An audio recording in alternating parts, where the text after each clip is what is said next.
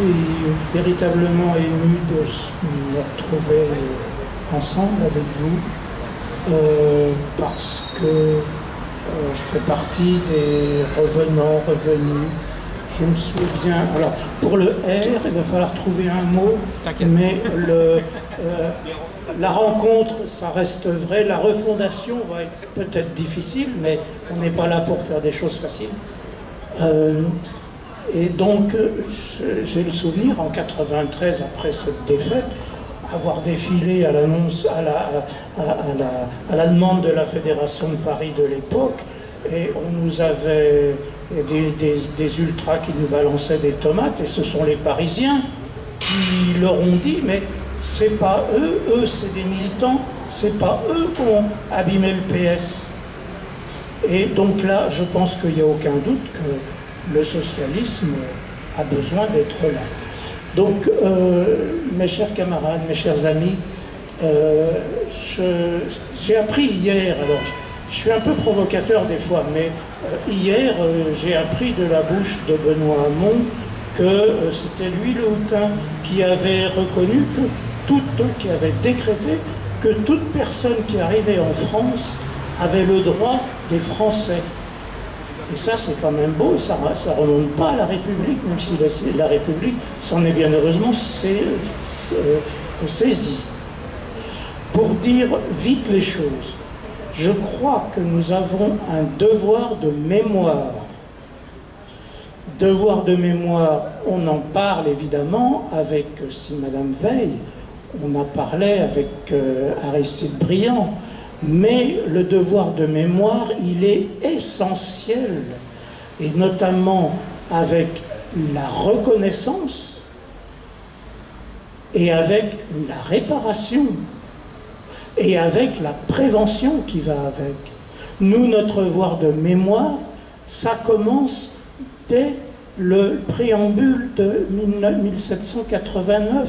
Si vous le relisez, mais vous serez saisi par l'actualité de ce texte qui met en évidence le pourquoi de la corruption des gouvernements par l'ignorance des droits.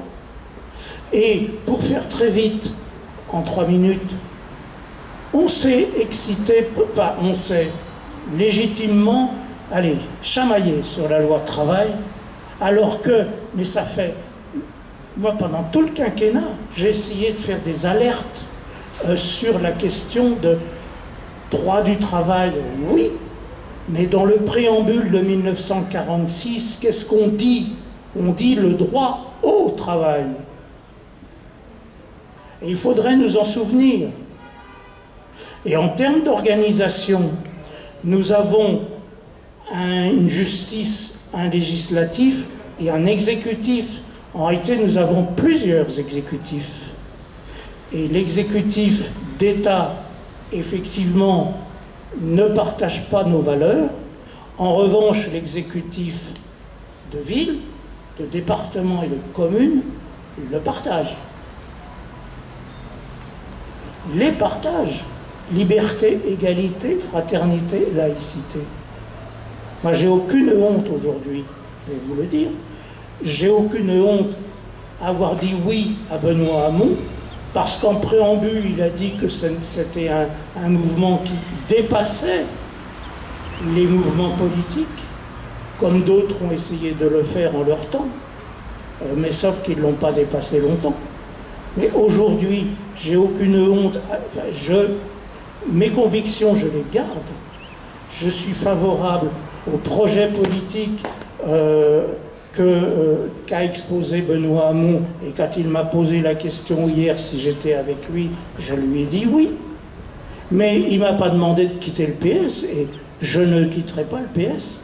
Je milite depuis longtemps pour la citoyenneté des personnes morales qui s'expriment aujourd'hui par la responsabilité sociétale des entreprises et des organisations.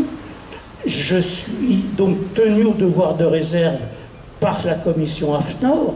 Il n'empêche que à la commission AFNOR, comme ici, comme ailleurs, je serai fidèle à mes convictions et j'apporterai ma contribution sur le plan des organisations.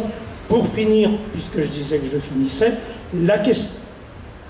la question essentielle est aussi que le travail et la démocratie a été écrasé dans l'organisation du Parti socialiste, qui ne parlait que de territoire, de fédération, de sections locales, en oubliant complètement et en marchant carrément, et depuis des dizaines d'années, sur les sections d'entreprise, les GSE et la Commission nationale d'entreprise.